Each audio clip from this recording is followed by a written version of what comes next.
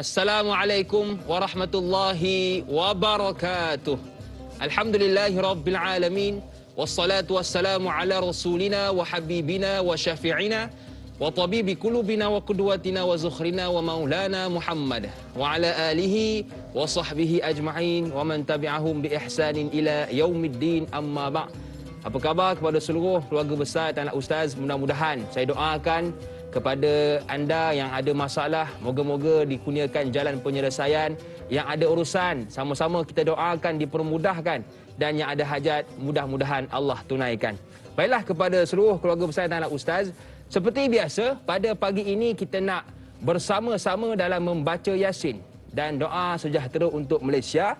Jadi kami bawakan kepada anda khas pada pagi ini, iaitu panel kita, tak lain tak bukan.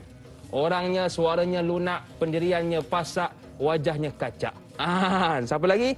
Tak lain tak bukan yang berbahagia Al-Fadhil Ustaz Prof. Madya Dr. Farid Ravi Abdullah. Apa khabar Ustaz? Khabar baik. Ustaz dari mana Ustaz? Dari Bandar Seri Putra ke? Bandar Seri Putra Ustaz. Saya yakin bila Ustaz lalu Roblox, orang tengok muka Ustaz, oh, Dr. Farid Ravi. Jalan. Tak, pagi tadi abang polis tanya. Mana ni Ustaz? Kuliah subuh ke? Kuliah subuh? Kat mana? Kat T3.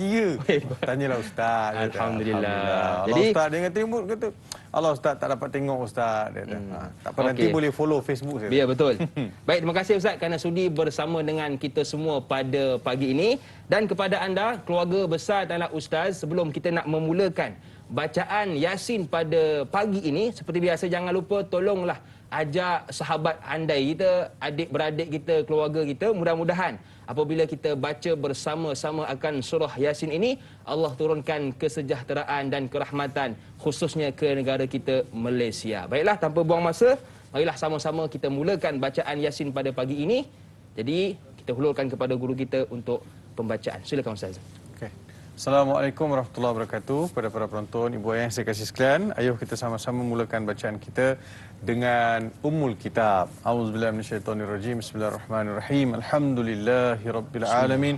Arrahmanirrahim. Maliki yaumiddin. Iyyaka na'budu wa iyyaka nasta'in. Ihdinas siratal mustaqim. Siratal ladzina an'amta 'alaihim ghairil maghdubi 'alaihim waladdallin. Amin. أعوذ بالله من الشيطان الرجيم بسم الله الرحمن الرحيم ياسين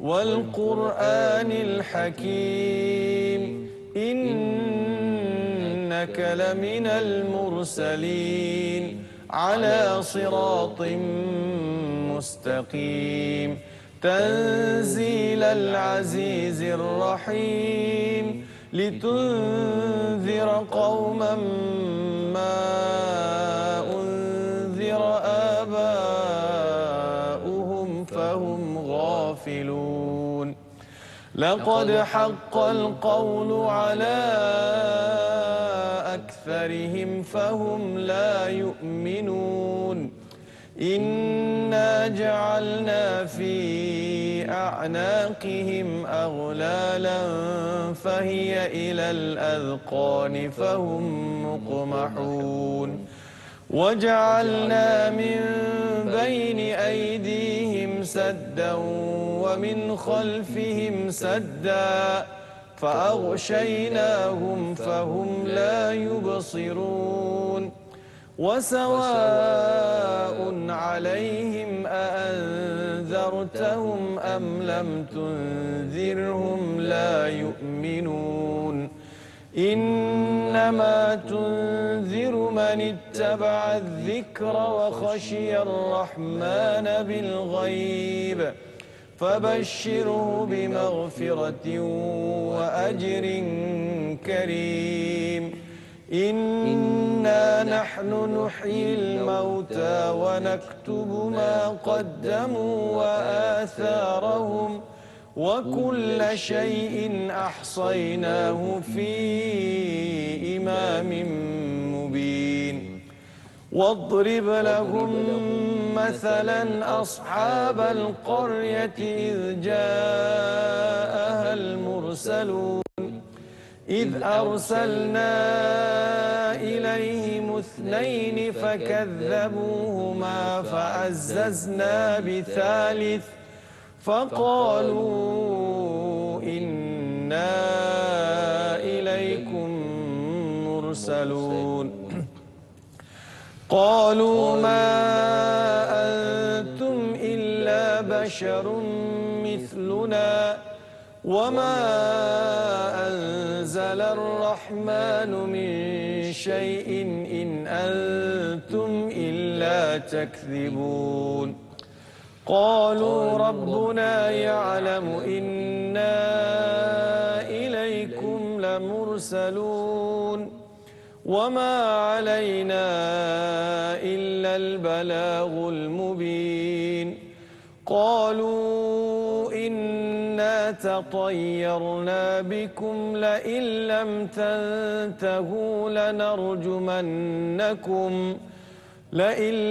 تنتهوا لنرجمنكم وليمسنكم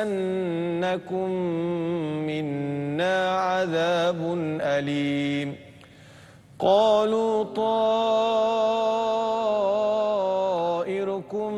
معكم أئن ذكرتم بل أنتم قوم مسرفون وجاء من أقصى المدينة رجل يسعى قال يا قوم اتبعوا المرسلين اتبعوا من لا يسألكم أجرا وهم مهتدون وما لي لا أعبد الذي فطرني وإليه ترجعون أأتخذ من دونه آلهة إن يردني الرحمن بضر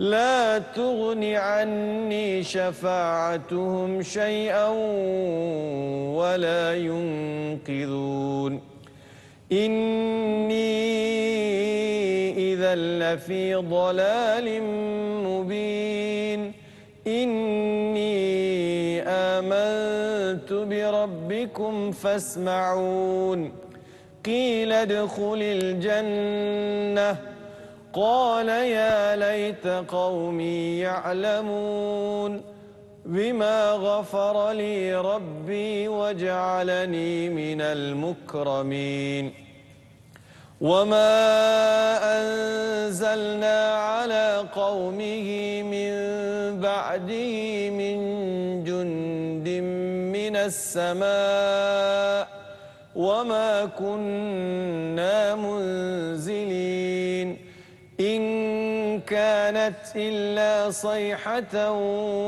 واحدة فإذا هم خامدون يا حسرة على العباد ما يأتيهم من رسول إلا كانوا به يستهزئون ألم يروا كم أهلكنا قبلهم من القرون أنهم إليهم لا يرجعون وإن كل لما جميع لدينا محضرون وآية لهم الأرض الميتة أحييناها وأخرجنا منها حبا فمنه يأكلون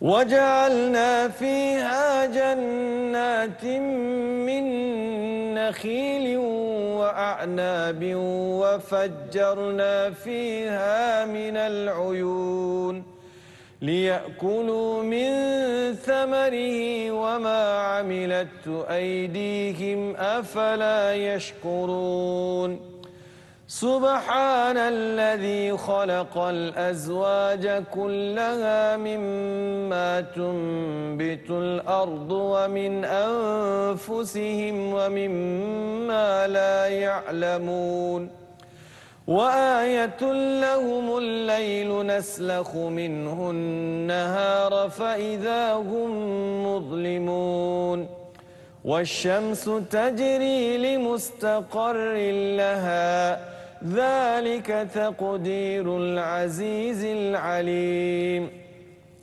والقمر قدرناه منازل حتى عاد كالعرجون القديم لا الشمس ينبغي لها أن تدرك القمر ولا الليل سابق النهار وكل في فلك يسبحون وآية لهم أنا حملنا ذريتهم في الفلك المشحون وخلقنا لهم من مثله ما يركبون وإن نشأ نغرقهم فلا صريخ لهم ولا هم ينقذون إلا رحمة منا ومتاعا إلى حين وإذا قيل لهم اتقوا ما بين أيديكم وما خلفكم لعلكم ترحمون وما تأتيهم من آية من آيات ربهم إلا كانوا عنها معرضين وإذا قيل لهم أنفقوا مما رزقكم الله قال الذين كفروا للذين آمنوا أنطعم من لو يشاء الله أطعمه إن أنتم إلا في ضلال مبين ويقولون متى هذا الوعد إن كنتم صادقين ما ينظرون إلا صيحة واحدة تأخذهم وهم يخصمون فلا يستطيعون توصية ولا إلى أهلهم يرجعون ونفخ في الصور فإذا هم من الأجداث إلى ربهم ينسلون قالوا يا ويلنا من بعثنا من مرقدنا هذا ما وعد الرحمن وصدق المرسلون إن كانت إلا صيحة واحدة فإذا هم جميع لدينا محضرون فاليوم لا تظلم نفس شيئا ولا تجزون إلا ما كنتم تعملون إن أصحاب الجنة اليوم في شغل فاكهون هم وأزواجهم في ظلال على الأرائك متكئون لهم فيها فاكهة ولهم ما يدعون سلام قولا من رب رحيم وامتازوا اليوم أيها المجرمون ألم أعهد إليكم يا بني آدم ألا تعبدوا الشيطان إنه لكم عدو مبين وأن اعبدوني هذا صراط مستقيم ولقد أضل منكم جبلا كثيرا أفلم تكونوا تعقلون هذه جهنم التي كنتم توعدون يصلوها اليوم بما كنتم تكفرون اليوم نختم على أفواههم وتكلمنا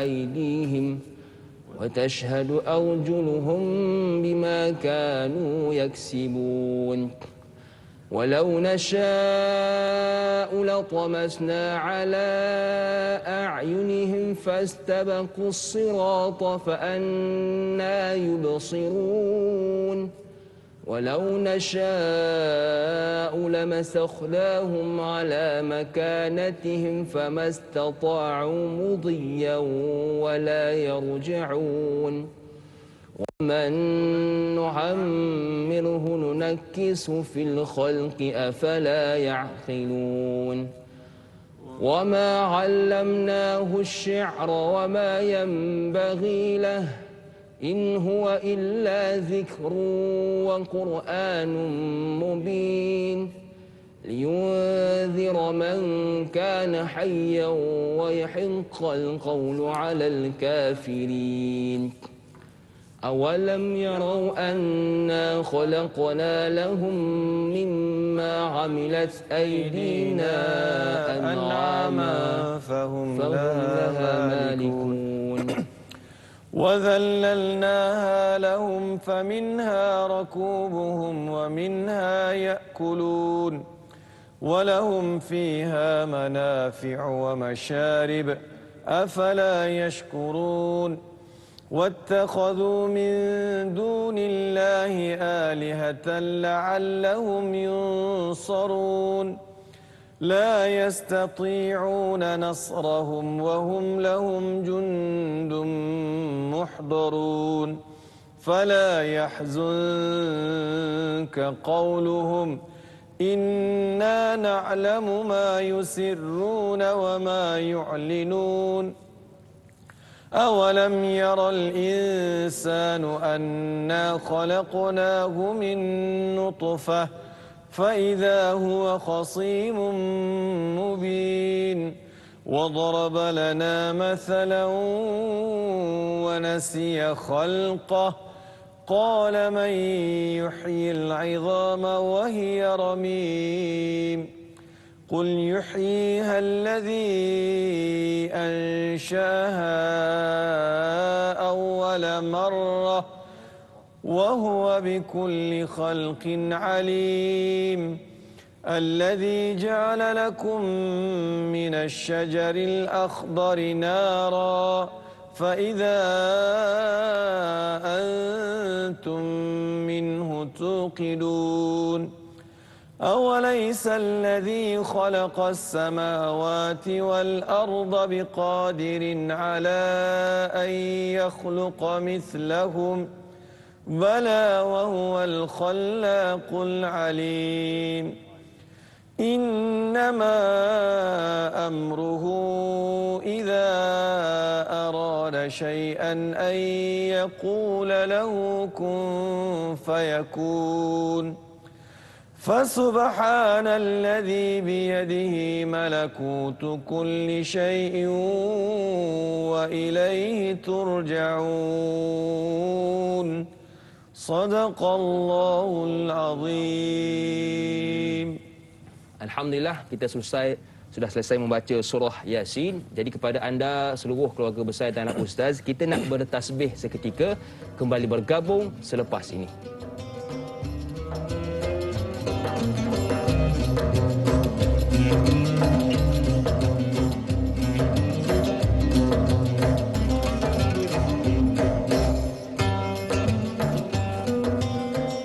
Alhamdulillah, terima kasih kepada anda yang masih lagi sudi bersama dengan kami. Buat anda yang mungkin baru bersama dengan kami pada pagi ini, kita membicarakan tentang surah Yasin ayat bermula 45 hingga ayat 54. Jadi kepada anda yang baru bersama dengan kami, jangan lupa tolong ajak sahabat handai kita dan juga adik-beradik kita untuk turut bersama dalam program pada pagi ini. Mudah-mudahan kita dikurniakan kerahmatan oleh Allah Subhanahu Wa Taala. Dan sebarang soalan boleh diajukan dengan buat panggilan ke 18881677 atau boleh terus ke Facebook kami Tanyalah Ustaz TV3 dan pastikan soalan yang ingin diajukan tentang ayat 45 hingga 54. Baiklah, sebelum saya nak hulurkan kepada guru kita, jomlah kita menjenguk seketika bagaimana perkembangan COVID-19 khususnya di negara kita Malaysia.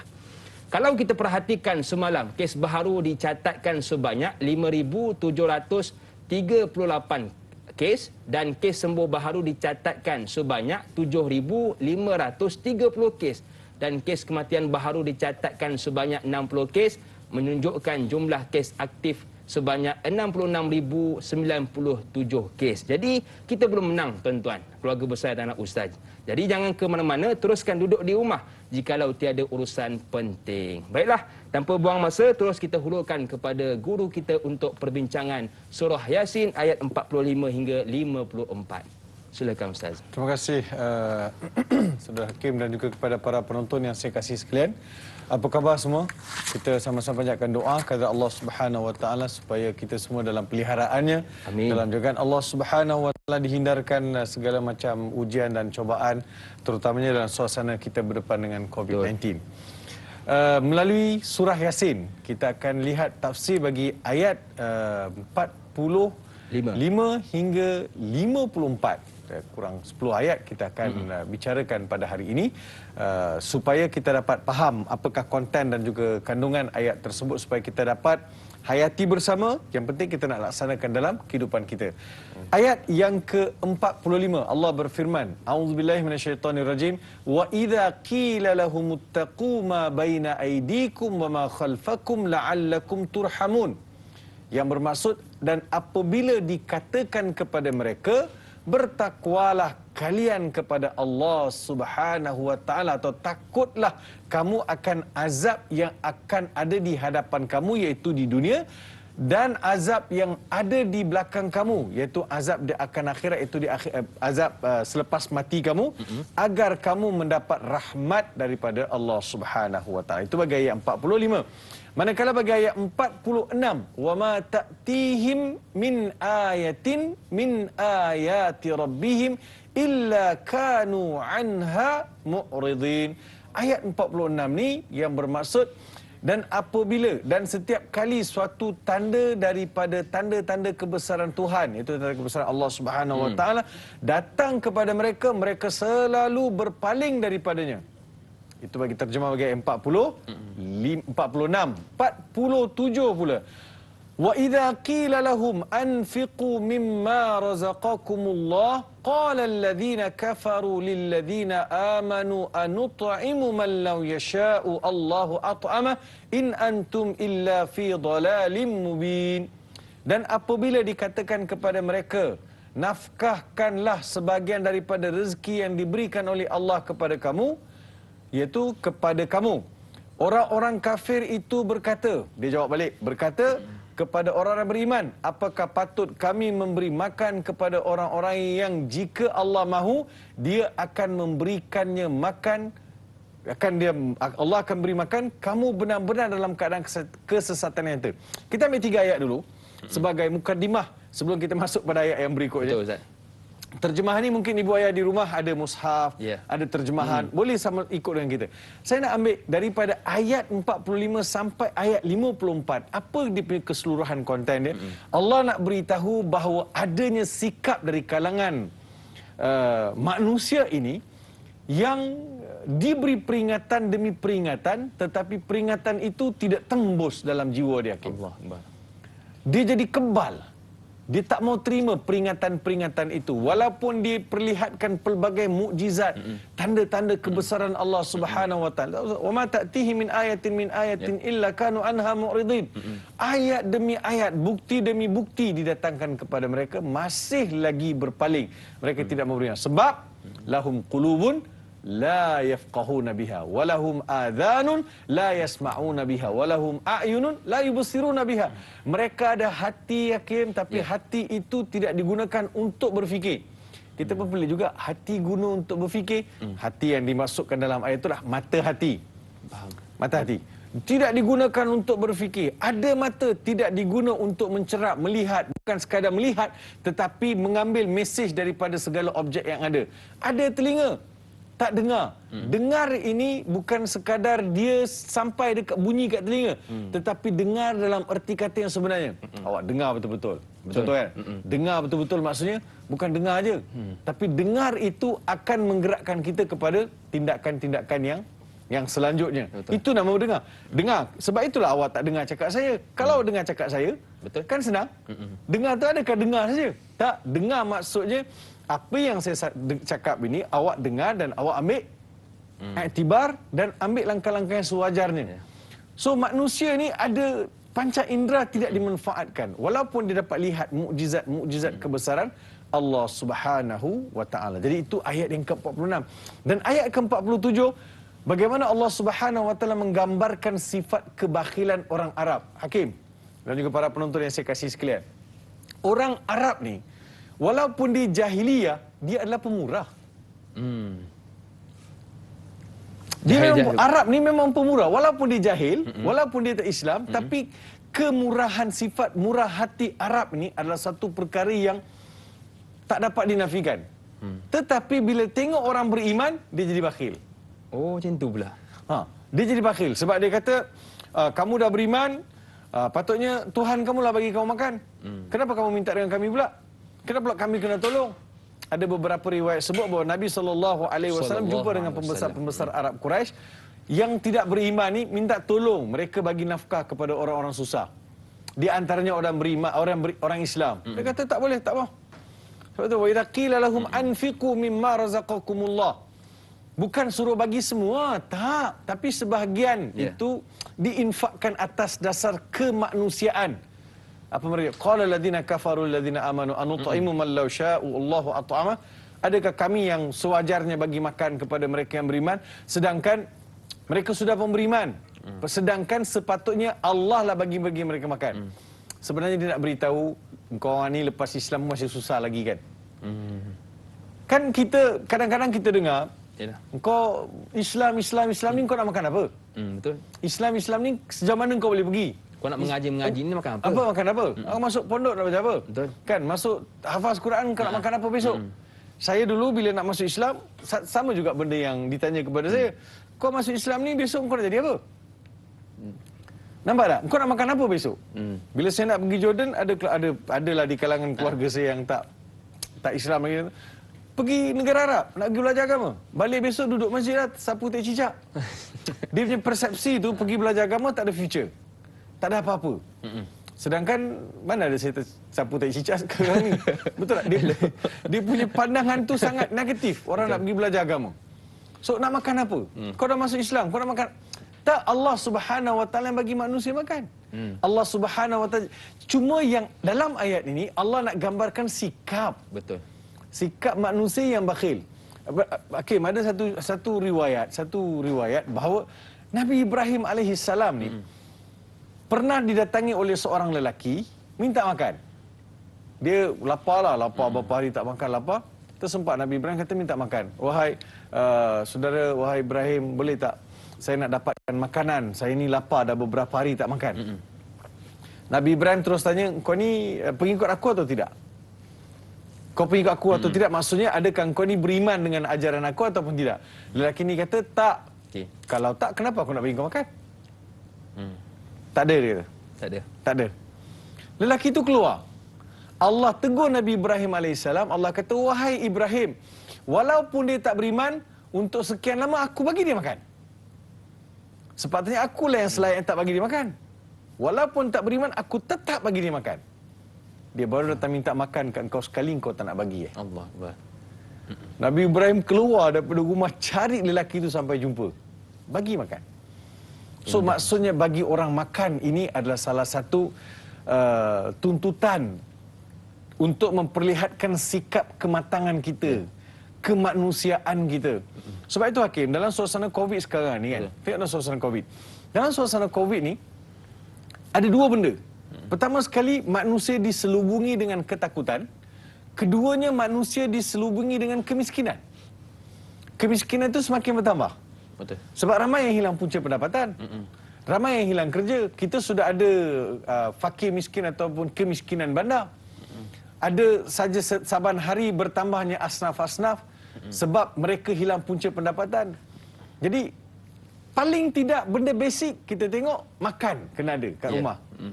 Li ila fi Quraisy ila fihim rihlatash shita'i was-sayf falyabudu rabb hadzal bait alladhi at'amahum min ju'in wa amanahum min khauf. Dua benda. Ya. Dan kalau mengikut beberapa pendapat ulama, ada 3 benda, ada 4 benda. Maksudnya pertama sekali, manusia ini tidak nak tahu sebuah negara itu dalam keadaan aman damai, tidak ada kelaparan, tidak ada ketakutan dan tidak ada penyakit. Ya. Sekarang di Malaysia kita ada penyakit, Betul. ada wabak. Kita sudah ada ketakutan. Betul tak? Sebab itu kita pakai mask. Saya tak tahu saya ada ke, Hakim ada ke, saya ada Betul. pakai mask. Saya Langkah pun hati-hati. kan kejap-kejap spek mata jadi kuat-kuat kan. Ada tak spek mata ada wiper ke? Tak ada lagi. Oh, kuat. Boleh buat Ustaz? Ha? Boleh buat. Boleh buat. Betul tak? Betul. 3 benda ni ada. Kemiskinan maksudnya ketakutan sudah ada. Unseen virus, ketakutan sudah ada. Kemiskinan bertambah. Betul? Kemudian hilangnya keamanan. Ya. So kita dapat lihat bahawa perkara ini perlu ditangani. Kita lihat pada ayat ini wa idza qila lahum. Jadi sebab itu perlunya tampil masyarakat untuk melihat cakna kepada orang-orang yang susah, orang-orang miskin. Tak payahlah tunggu zakat, pusat-pusat zakat tampil bagi bantuan. Kita mengatakan mana pergi zakat, kenapa tak datang, mana pergi itu, mana pergi. Nanti dulu. Kitalah yang kena wujudkan komuniti yang cakna pada masyarakat yang Betul. Kita persekitaran. yang kena keharapan dulu. Betul tak kan? Kita ada satu taman itu ada Ya, 50 betul. buah rumah. Mungkin ada 3 rumah, 4 rumah saja. Habis yang 47 rumah lagi takkan seorang tak boleh keluar RM10 bantu Betul. dia. Kita tak perlu tunggu orang lain datang hantar bantuan. Kita yang kena berebut-rebut buat tolong orang Betul, ni Ustaz. sahabat-sahabat kita. Saya pun tengok dalam keadaan kita sekarang ni, alhamdulillah, positifnya ramai orang yang mula menyumbang, yang mula membantu jiran sebelahnya, hadapan dan belakangnya. Baiklah Ustaz, bila kita berbicara tentang surah Yasin ini, kita nak petik satu soalan daripada sahabat kita berkenaan ayat 45 yang diajukan oleh Muhammad Izzuddin di Facebook. Assalamualaikum Prof. Madya Dr. Muhammad Farid Ravi, Da'i Hakim. Waalaikumsalam. Berdasarkan ayat 45 yang membawa maksud, dan apabila dikatakan kepada mereka, takutlah kamu akan seksa yang di hadapanmu dan seksa yang akan datang supaya kamu mendapat rahmat. Nescaya mereka berpaling. Apakah yang cuba dimaksudkan dengan seksa yang di hadapanmu dalam ayat tersebut? Mohon pencerahan. Terima kasih kepada Muhammad Izzuddin atas soalan. Tentang seksa, Ustaz. Ya. Dia pertama sekali ada 2 tafsiran bagi ayat ni, Hakim. Baik. Apabila dikatakan kepada mereka, wa idza qila lahum, ya. Siapa yang berkata? Daripada wahyu, daripada Al-Quran, mungkin Hakim yang jadi penyampai wahyu ini, mungkin saya. Hari ini tanyalah Ustaz, kita gunakan platform ini untuk disampaikan kepada mereka. Yeah. So disampaikan ini boleh siapa-siapa yang ada rasa tanggungjawab untuk sampaikan. Ittaqu ma baina aidikum. Takutlah apa yang telah kalian lakukan sebelum. Maksudnya sekarang tahun 2021. Yeah. Takutlah kan apa yang telah kamu lakukan sebelum-sebelum ni. 20, 19, 18. Takut. Maksudnya, dan kamu juga kena takut apa yang ada di belakang. Wa ma baina aidikum wa ma khalfakum. Maksudnya apa yang telah kamu kerjakan sebelum ini dan apa yang akan kamu kerjakan selepas ini. Kamu kena takut kepada Allah Subhanahu wa taala, takut kamu tidak sempat untuk kembali ke pangkal jalan. Ya. Takut kalau kamu tak sempat bertaubat, takut kamu tak sempat nak pulangkan balik hak orang lain yang mana kamu ambil. Mungkin juga kamu tak sempat nak qada balik apa-apa yang kamu tinggal. Nak bayar balik hutang-hutang piutang yang kamu buat dengan yang kamu ambil daripada sahabat anda, dengan jiran tetangga. So, semua ini perlu kamu rasa takut bahawa apa yang telah kamu lakukan dan apa yang akan kamu lakukan. Ittaqu ma baina aidikum wa ma khalfakum la'allakum turhamun. Maksudnya dengan melihat apa yang telah kita lakukan, Hakim, kita insaf dan baki umur yang ada itu dimanfaatkan buat amal soleh. Betul. Buat amal soleh. Jangan bertangguh. Jangan bertangguh. Kata, Ustaz, saya ni baru 40, Ustaz. Kan? Kalau ikut tradisi ahli keluarga saya ni, tak ada yang mati bawah 70, Ustaz. Allah Akbar. Dia maksudnya dia masih lagi gunakan CP tu, ada 30 tahun lagi. So, enjoy dululah. Kan? Nanti-nantilah akan bertaubat, nanti-nantilah akan berhenti. Kan itu sudah satu konsep yang salah. Siapa yang tahu apa akan berlaku besok? Betul. Bila datang ajal, siapa yang boleh tangguhkan? Dan siapa yang tahu, siapa yang pernah dapat? Kita pergi hospital lagi, atau kita pergi klinik, doktor bagi kita ubat. Makan ubat ni, makan ubat ni, makan ubat ni. Kamu akan sembuh. Tapi doktor tak bagi tahu bila kita akan mati. Betul. Kan? Dia dah ambil ubat, dia ambil ubat, dia tak dalam kereta, dia start enjin, dia jalan. Aksiden mati. Ubat tu selamatkan dia tak? Tak. Doktor dah bagi tahu tak? Tak ada. Siapa tahu ajal? Betul. Betul kan?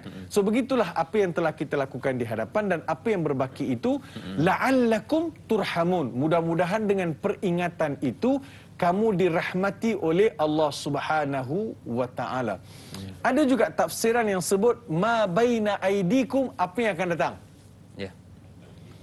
Dan apa yang telah Lakukan. kamu kerjakan. Ini tafsiran yang agak rare, tapi tafsiran lebih aula adalah apa yang telah kamu kerjakan dan apa yang akan kamu kerjakan. Mudah-mudahan kita dapat elak diri kita daripada seksaan Allah Subhanahu wa Betul, taala dengan Ustaz. ambil peringatan. Jadi sama-sama kita muhasabah apa yang telah kita lakukan. Mudah-mudahan apa yang kita lakukan sebelum ini yang salah, kita sama-sama istighfar. Mudah-mudahan Allah ampunkan segala dosa-dosa kita. Amin. Ya Rabbal Alamin. Baiklah, kepada keluarga besar dan anak ustaz, kita nak bertahmid seketika, kembali bergabung selepas ini.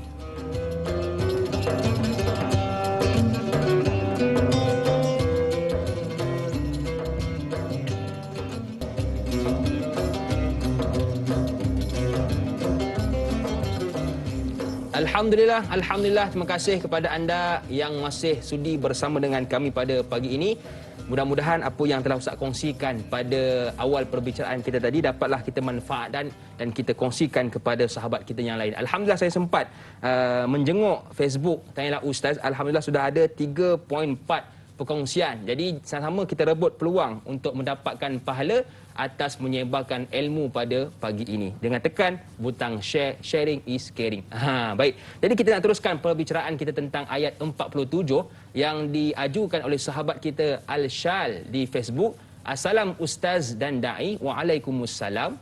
Petikan ayat 47. Wa idza qila lahum, dan bila dikatakan kepada mereka, adakah mereka dalam ayat ini menyatakan perihal perangai orang-orang yang tidak beriman seperti kaum musyrik yang ingkar dan kufur serta orang-orang munafik di mana golongan ini sangat susah untuk bersedekah kepada agama dan memberi bantuan kepada mereka yang memerlukan kerana bimbang harta milik mereka menjadi berkurangan. Mohon Ustaz kongsikan, terima kasih. Hashtag biar tahu jangan keliru. Terima kasih kepada Al-Shal atas soalan. Silakan Ustaz. Terima kasih Hakim. Dia ayat 47 ni kepada saudara Syal ni, dia menggambarkan sikap ejekkan. Ejek. Ejek mengejek. Kau dah minta dengan Tuhan kau lah, apa minta dengan kami pula? Dia ejek lah, ejek. Maksudnya ejek dan juga menyakitkan hati. Ya. Kita pergi minta kan? Kata kau kawan Ustaz Farid, minta dengan dia, minta dengan aku kenapa? Kan Sakit hati kan? Kata Ustaz Farid kan, kata terima rektor benda, minta dengan, contoh kan? Minta dengan dia, minta dengan aku pasal. Sakit hati tak kita dengar? Sakit. Kau nak bagi, tak nak bagi sudah. Kan, minta maaf. Saya tidak ada kemampuan untuk masa ni. Minta maaf, tak boleh bagi. Tapi, dia ada pepatah Arab sebut, dia kata, anfik ma fi jaybik, ya'tika ma fil ghaib. Maksudnya, keluarkanlah apa yang ada di kocek-kocek kamu, nescaya akan datang rezeki daripada jalan tidak disangka-sangka. Maksudnya kita belanja kerana Allah akan bagi ganti. Betul. Dalam ayat ini, sebab itu saya sebut tadi, bagaimana orang Arab ini dia sudah mengubah tabiat daripada pemurah jadi kedekut. Sebab orang Islam tadi tu. Sebab Islam tadi. Kalau dalam surah Al-Munafiqun, humul ladina yaquluna la tunfiqu ala man 'inda Rasulillahi hatta yanfaddu. Bila orang munafik ni dia melihat Nabi Muhammad sallallahu alaihi wasallam dan juga pengikut Nabi Muhammad semakin hari bertambah dan Nabi dapat sokongan yang padu, apa mereka rancang? Mereka itu siapa? Munafikun. Di Madinah apa rancangan mereka? Mereka rancang kata, jangan tolong ah. Kita jangan tolong. Kenapa jangan tolong? Supaya mereka serik ikut Muhammad. Okey. Sebab ada di antara mereka Hakim, sebelum Islam dia kaya. Ada sahabat kaya. Sebelum Islam dia kaya. Lepas masuk Islam, diputuskan semua subsidi. Allah Akbar. Sehingga bila dia meninggal, Rasulullah menitis air mata Rasulullah sallallahu alaihi wasallam. Sebab sahabat ini, dia kalau masa sebelum Islam, dia pakai pakaian yang paling indah. Paling mahal. Kalau minyak wangi dia tu sebelum dia datang tu dah terhidu bau dia dah. Dah tidur dah. contoh Hakim pakai minyak wangi yang mahal kan, sebelum Hakim datang, Kat parking baru dah. oh, saya kata, Hakim nak datang ni. Macam mana Ustaz tahu? Minyak wangi mahal macam ni Hakim je pakai. Farid Rawi tak mampu. Kan? Amin lah, Hakim. Amin. Amin. Tak payah ribut lagi mahal. Jadi sahabat-sahabat tahu dah bau minyak wangi tu dia datang. Sampai begitu sekali. Dia punya kesenangan, kemewahan. Lepas masuk Islam, dia meninggal. Lepas masuk Islam, keluarga dia putuskan semua bantuan, disekat segala bantuan. Meninggal, kain kapan Hakim, kain kapan dia tu, tutup kepala, kaki nampak. Allah. Tutup tarik sebelah kaki, kepala nampak. Menitis air mata Rasulullah sallallahu alaihi wasallam. Terpaksa mereka menjual kesenangan demi agama kerana akhirat. Ini sikap. Maksudnya attitude yang Nabi bina di kalangan para sahabat. Dan Allah nak gambarkan bagaimana adanya pihak-pihak tertentu yang akan melihat prejudis dengan Islam. Kan, sekatkan bantuan kan, jangan bagi bajet yang lebih, apa ni sikit-sikit Islam, apa ni sikit-sikit masjid, apa sikit-sikit surau kan, sikit-sikit kuliah, sikit-sikit. Dia jadi ada pihak yang rasa macam rimas. Tapi yakinlah apa yang disebut oleh Abul Hasan Ali An-Nadawi, seorang tokoh pemikir Islam daripada India. Karya beliau berjudul Madza khasiral alam bi inhitatil muslimin. Maksudnya kerugian atau kecelaruan yang bakal dialami oleh dunia disebabkan rosakkan Islam. Kerana dirosakkan Islam. Islam ini secara asasnya dibawa kepada keamanan, kesejahteraan, kemakmuran. Kenapa agama itu nak dikacau? Kalau ada seorang dua yang tak betul, itu bukan gambaran keseluruhan dalam agama Islam. Begitu juga dalam persampelan kes-kes kajian kita nak buat. Mana boleh sambil satu dua kes jadikan itu sebagai hujah? Tak boleh. Jadi begitulah yang kita harus matangkan diri kita. Sama ada orang Islam, orang tidak Islam, dia kena matangkan diri melihat bahawa yang ada di sekitar dia adalah satu ketentuan daripada Tuhan Maha Pencipta. Dia bukan satu kebetulan. Kita kena ada kolaborasi, kita kena ada rasa tanggungjawab, kita kena ada rasa kasih sayang antara satu sama lain. Betul. Apa lagi yang berharga di atas dunia ni, Hakim? Harta benda, wang ringgit, pangkat jawatan, kasih sayang. Betul. Love. Sayang. Saya faham yang love, Ustaz. Jadi kasih sayang. Atas dasar itulah Islam suruh kita berinfak, membantu antara satu sama lain. Tapi apa yang dilakukan oleh kafir Quraisy, mereka cuba menyekat dan juga mereka mengejek-ejek akan usaha ataupun apa yang disebut oleh Nabi SAW, dan Nabi minta mereka berinfak, mereka telah berpaling sehingga Allah Subhanahu wa taala sebut in antum illa fi dhalalin mubin. Mereka dalam kesesatan yang nyata. Sebenarnya Nabi nak beritahu rezeki yang ada pada awak ni bukan awak punya pun. Betul. Betul. Ar-Rahman Ar-Rahim ni Tuhan yang Maha Pemurah. Dia bagi. Allah bagi sebab mengikut sunnah alam. Yes. Kalau ada orang bangun pagi-pagi dah pergi kerja, sungguh-sungguh dia kerja berusaha siang petang pagi malam, Allah akan bagi dia dunia. Walaupun tak beriman. Yang ni beriman ni, walaupun sembahyang apa semua baca Quran, tapi dia malah pergi keluar kerja. Malah nak cek rezeki. Macam mana tu? Betul. So dia sunnah alam ni Tuhan tidak akan engkar. Maksud Tuhan tidak pernah mengengkari sunnah alam. Betul. Orang yang berusaha tetap akan dapat. Orang yang tidak berusaha tetap akan rugi. Sebab itu dalam ayat ini Allah Subhanahu wa taala tidak mahu kita tergolong dalam golongan orang yang sesat maupun orang yang rugi. Baik Ustaz, saya sangat tuju apa yang Ustaz katakan tadi. Apabila kita nak menyumbang ni, pastikan kalau nak menyumbang Ustaz. Kalau tak nak, senyap. Sebab ramai di antara kita ni kalau tak nak menyumbang, dia herdik Ustaz. Dia ada tangan kerja lah, ada kaki, pergi lah cari duit. Kan? Tapi dia bagi juga duit. Jadi kalau boleh, kita nak bagi dalam keadaan yang baik. Dan kalau tak nak bagi pun, senyap sahaja. Baik Ustaz, kita nak menyambung perbicaraan kita tentang... Ada pula yang tolong kempen. Tolong kempen? Kita nak keluar. Jangan bagi. Oh, dia mengajak pula orang. Dia pula, jangan bagi. Ini semua sindiket ni. Nah, saya pun tak faham. Kalau betul orang tu orang susah, Kim, kita sekat bagi. Kalau dia tak ada pergantungan dia kepada... Kalau pada hari itu pergantungan dia hanya kepada Allah, kita sekat, kita tak bagi, besok kita macam mana jawab depan Tuhan? Kita pula yang kena jawab nanti. Betul. Sebab tu hati-hati. Orang kata Ustaz, senang cerita, bagi semua. Bagi. Baik. Baik Ustaz, kita nak menyambung perbicaraan kita pada ayat yang 48. Jadi mungkin Ustaz nak syarah sedikit. Ayat 48, 49 dan 50. Betul Ustaz? Silakan. Terima kasih. Kepada para penonton yang saya kasih sekalian. Kita rasa seronok sebab selama ni kita baca surah Yasin. Hari ni kita cuba teliti.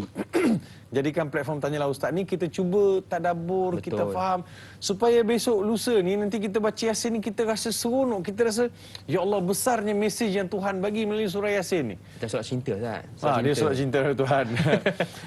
Ayat yang ke-48 Allah berfirman wa yaquluna mata hadzal wa'du in kuntum sadiqin. Dia cabar pula Kim.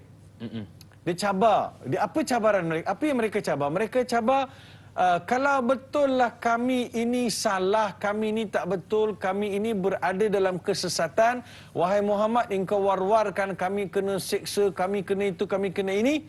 Bila janji tu? Mata hadzal wa'd? Bila appointment tu bila? Appointment tu bila? In kuntum sadiqin. So dia cabar Nabi Muhammad sallallahu alaihi wasallam. Sekaligus Allah merakamkan apa yang mereka cabar ini di dalam Al-Quran dalam surah Yasin ayat 48 wa yaquluna mata hadzal wa'du in kuntum sadiqin. Bila akan datang kiamat? Ini macam Allah peli mereka Ustaz. Maksudnya mereka yang beritahu. Mereka tanya bila akan datang janji itu? Kiamat tu bila akan berlaku? Dia tak beriman lah sebab dia dua benda kan, beriman pada Allah, beriman pada hari akhirat. Beriman pada Allah, beriman pada hari akhirat. Sebab hari akhirat ini adalah hari yang membalas, beri balasan kepada manusia apa yang telah manusia lakukan. Sebab itu dikatakan hari akhirat, sebab hari akan dihadapkan di mahkamah Allah, ditimbang segala amalan, dia akan dapat balasan masing-masing lah. Yang itu yang dia kata bila akan berlaku, bila kiamat, bila dia kata bila dicabar. Betul. In kuntum sadiqin, kau kata kiamat bila? Semua yang tak cabar tu dah tak ada dah. Pada masa tu dah tak ada kan? Maksudnya yang cabar zaman Nabi ni dah tak ada dah. Tapi ada tak dalam bentuk moden? Ada. Walaupun tidak diungkapkan tetapi watak-watak itu nampak jelas. Macam alah lambat lagi. Kalau kiamat datang pun alah apalah sangat. Contoh kan, lambat lagi ni kiamat ni, lambat lagi. Itu satu. Keduanya dia kata, kalau kita ni diseksa pun besok, katakanlah betul lah seksa tu ada, kita masuk neraka dia macam minyak dengan air lah Ustaz. Wow. Dia pandang ringan. Minyak dengan air. Kenapa minyak dengan air? Air dengan minyak ni kalau masuk air, minyak panas, masuk air kan, dia kan lama-lama air tu akan hilang, minyak akan kekal. Begitulah.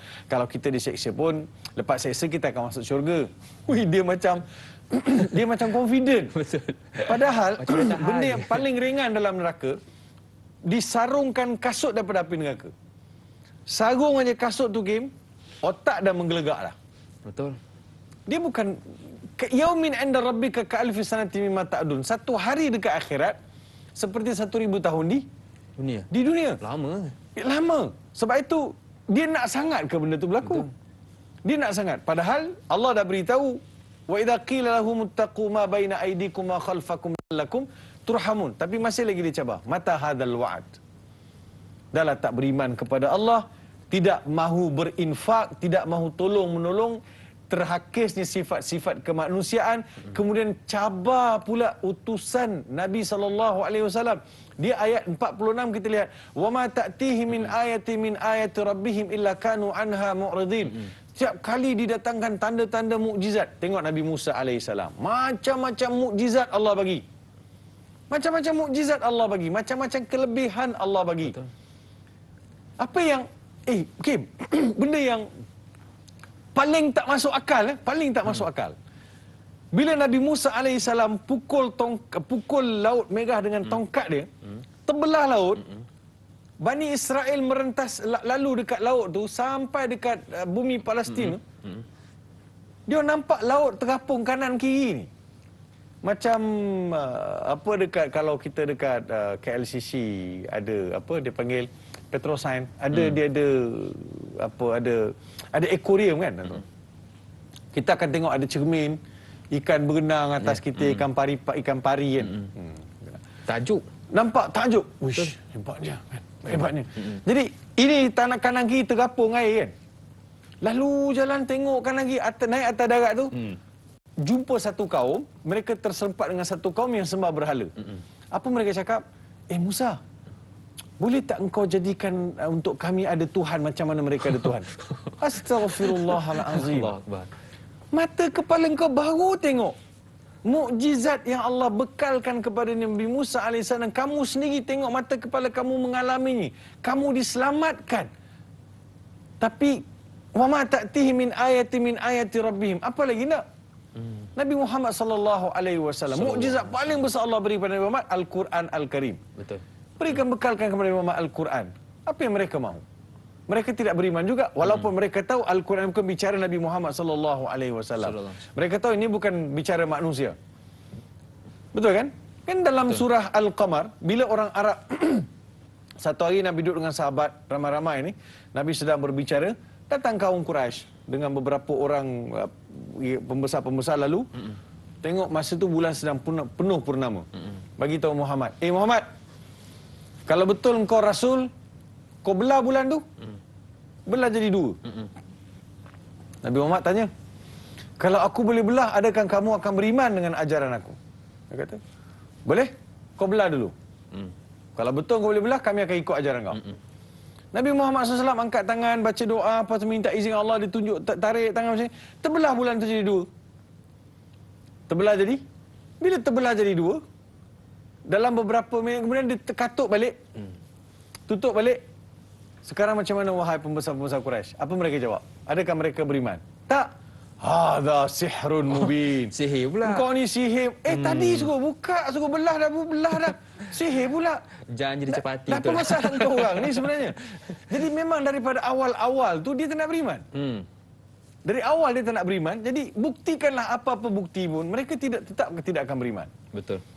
Datangkanlah macam-macam mukjizat, datangkanlah, mereka tetap akan tidak. Mana kata hati ni dulu. Hati. Dia sebab dia tidak melihat bahawa itu adalah satu ketetapan, satu kebesaran. Betul. Allah Subhanahu wa taala. Jadi pelbagai mukjizat didatangkan, pelbagai bukti datangkan, tapi tetap juga mereka engkar.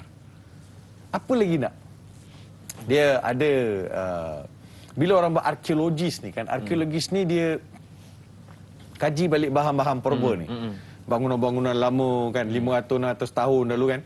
Ada yang pergi gali balik kubur-kubur orang lama ni kan. Tengok kubur, kali balik tengok. Ada periuk belanga bagai ditanam sekali. Kenapa takkan dia nak masak-masak kat dalam tu? Tak, sebab mereka faham bahawa kehidupan tu tak habis. Ada kehidupan lain. Maksudnya, walaupun mereka mencabar, bertanya, mata hadzal wa'du in kuntum sadiqin, bila akan datang satu temu janji ini? Kalau kamu benar, dia akan datang pada saat dan ketikanya. Tak payah nak minta-minta. Allah Subhanahu wa taala tahu bila nak datangkan janji tersebut. Baik, jadi kiamat itu satu janji yang pasti. Oleh itu sama-samalah kita bersedia dengan menyiapkan segala amal ibadah kepada Allah Subhanahu wa taala. Baiklah Ustaz, masih lagi dalam ayat 48, satu soalan yang diajukan oleh sahabat kita Rosmahizan Abdullah.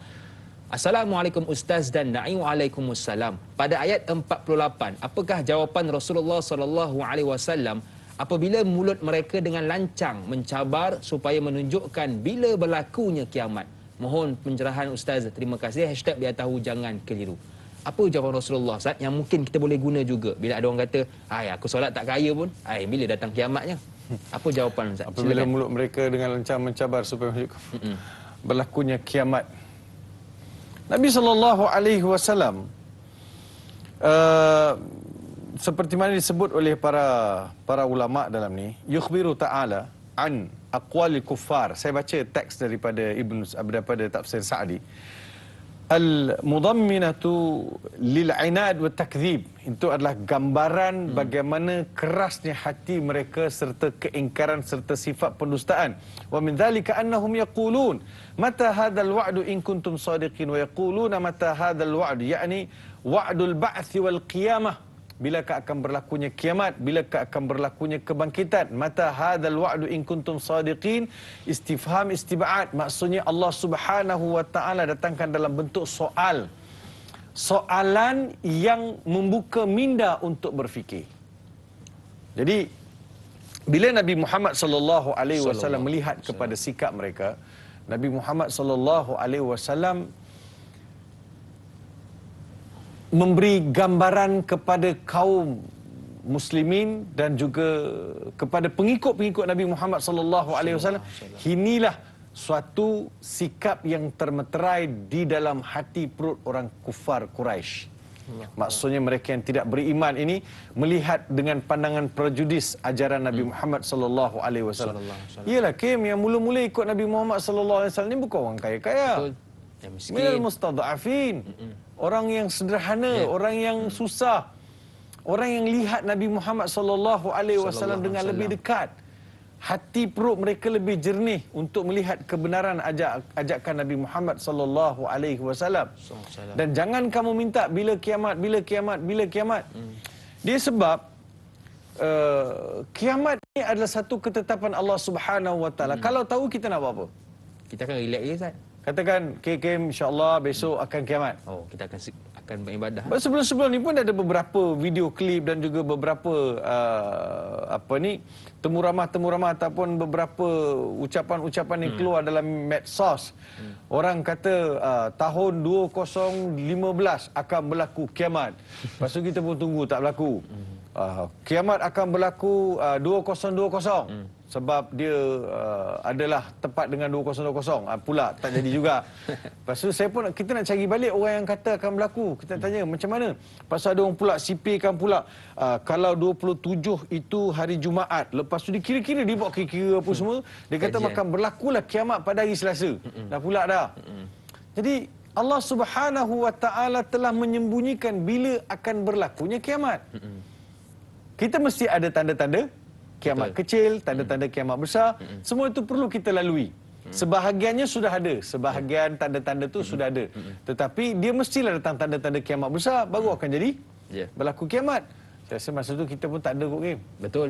Apa pun, Ustaz, yang pastinya kiamat itu pasti terjadi. Baiklah, kepada seluruh keluarga besar dan anak Ustaz, kita nak bertakbir seketika, kita nak berehat seketika, kembali bergabung selepas ini.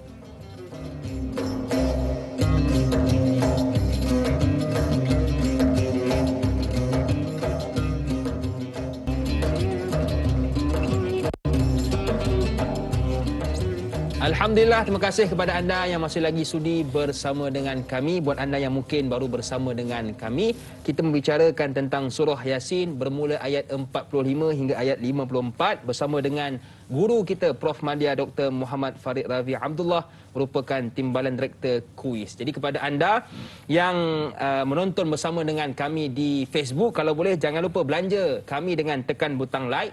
Tolong komen semula apa yang telah Ustaz bicarakan tadi dan jangan lupa tekan butang share. Tadi 3.4, sekarang Ustaz 4.7. Perkongsian Alhamdulillah. Ini semua kelebihan aura Ustaz ni. Allahu Akbar. Jadi mudah-mudahan jangan terlepas peluang untuk mendapatkan pahala di atas menyebarkan ilmu. Baiklah, kita nak sambung perbincangan kita pada ayat seterusnya, iaitu ayat 49. Silakan Ustaz. Okey, terima kasih Hakim kepada para penonton yang setia bersama kami. Kita teruskan dengan tadabbur ayat 49. A'udzubillahi minasyaitonirrajim. Ma yanzuruna illa sayhatan wahidatan ta'khuduhum wa hum yakhissimun. Simple aja ayat, tetapi padu. Padu. Simple ayat dia. Ma yanzuruna illa sayhatan wahidatan. Ambil situ dulu. Ayat 49. Maksudnya apa? Mereka hanya menunggu satu teriakan. Maksudnya mereka hanya menunggu. Kita semualah. Mereka pun sama juga.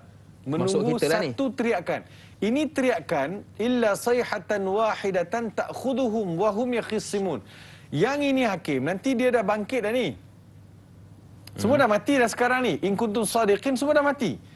Ma yanzuruna illa sayhatan wahidatan ta'khuduhum wa hum yakhissimun, yang bermaksud mereka hanya menunggu satu teriakan yang akan membinasakan mereka ketika mereka sedang bertengkar. Dia ada dua keadaan. Keadaan pertama ialah menunggu akan datang kiamat ni begini. Sebelum tu, kiamat ni begini. Pertama sekali dia ada tiupan sangkakala pertama, dia ada tiupan sangkakala kedua. Tiupan sangkakala pertama adalah tiupan untuk semua mati. Semua mati. Tinggal malaikat Israel aja dulu. Malaikat yang cabut nyawa tinggal. Dia akan cabut nyawa Nabi malaikat Jibril, tinggal Israel aja. Sehingga Allah Subhanahu Wa Taala beritahu, mut, matilah kau sekarang, matilah dia. Semua aku dah cabut nyawa, wahai Tuhan, apa yang baki? Sekarang kau mati. Siapa yang masih hidup? Aku. Kata, mati. Matilah dia. Maka semua mati. Yang berkaki 4, yang berkaki 2, yang melata, yang terbang, semua habis. Khalas, maafi. Finish. Bumi pada hari itu semua dah jadi rata dah. Allah Akbar. Rata. Yauma tubaddalul ard. Hari itu bumi ditukarkan fizikal dia tu jadi ghairal ard.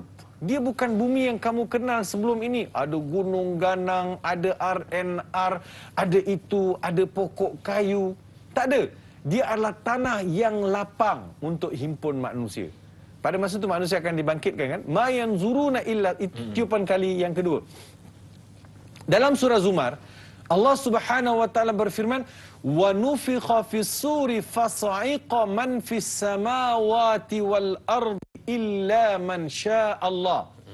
Thumma nufikha fihi ukhra fa idahum qiyamun yanzurun." Maksudnya wa idza nufikha fis sur, apabila ditiupkan sangkakala. Nufikha fis sur, dia tiupan sangkakala ni Hakim tengok tak trompet. Macam mana trompet Yang tu Ustaz Yang tu bukan Dia kalau sur ini pangkal dia kecil, hujung dia mengembang besar bulat. Dia jadi pot tu kan. Bila nak panggil orang pegang kan. Pot ada tiup tu. Yang ada bunyi Ustaz. Dia bukan pot macam tu game. Dia bunyi tiup tu kita gebah. Boleh bayangkan dia punya tiupan itu betapa kencang dan kuat. Telinga kita ni tak mampu menanggung. Semua rebah, pingsan. Sebab telinga kita ni game, bila sampai satu tahap bunyi yang sangat tinggi, kita tak boleh nak tahan dah. Kita akan rebah, kita akan pingsan. Boleh jadi kita boleh mati pun dengan kuat pekikan bunyi yang kuat. So itu tiupan sangkakala pertama, semua akan rebah. Tiup kala sangkakala kedua, barulah semua akan bangkit. Yang ini ma yanzuruna illa sayhatan wahidatan. Mereka menanti akan datangnya pekikan yang pertama. Sayhah. Yang pertama, kita kata sayhah. Sayhatan wahidatan. Sekali tiup je kan, pop, pium, semua habis. Dia jadi macam bom atom jatuh. Sekejap Ustaz Jatuh, pium. Disappear semua, tak ada dah. Habis. Mana? Tak ada dah, hilang semua. Itu keajaiban. Ta'khuduhum wa hum yakhisimun. Pada hari itu dia akan ambil. Bunyi itu kiamat tu akan ambil, akan disappear semua, tak ada dah. Wa hum yakhisimun. Yakhisimun ini sedang mereka bertengkar. Bertengkar. Kenapa kau buat macam tu? Kenapa? Dalam ayat ni yang digambarkan adalah manusia tak habis-habis bertengkar dalam urusan dunia. Bayangkan Hakim, kita mati masih lagi bertengkar. Dah mati pun bertengkar lagi? Sebelum mati, penghujung mati itu bertengkar. Allah Akbar. Kita dah tahu dah tanda-tanda kiamat sudah ada kan. Paling tidak pun lah Hakim, kita umur kita dah lanjut. Betul. 60 dah, umur Nabi paling tidak 63. Apa specialnya sangat kita ni kan? 63, sekarang dah 55. Sekarang nak dia apa lagi nak bertengkar Bertengkar dalam erti kata serba-serbi bertengkar. Bertengkar kerana dia masih lagi belum puas hati dengan apa yang dia ada. Faham? Masih lagi nak gaduh dengan orang. Masih lagi tak puas hati. Kerja gaduh Kan, umur dah 60, rumah kata, minta maaf saya bahasa ni, rumah kata pergi, kubur kata mari. Berapa ramai yang kita masih bertengkar lagi?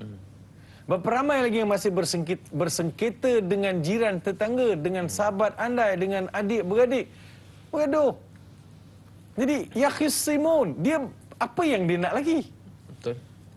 Padahal, dia dah nampak dah suasana penghampiran hayat dia tu. Pergi pada penghujung, damailah. Bertenanglah. Barulah senang nak keluar roh daripada jasad. Barulah senang kita nak menghadap Tuhan.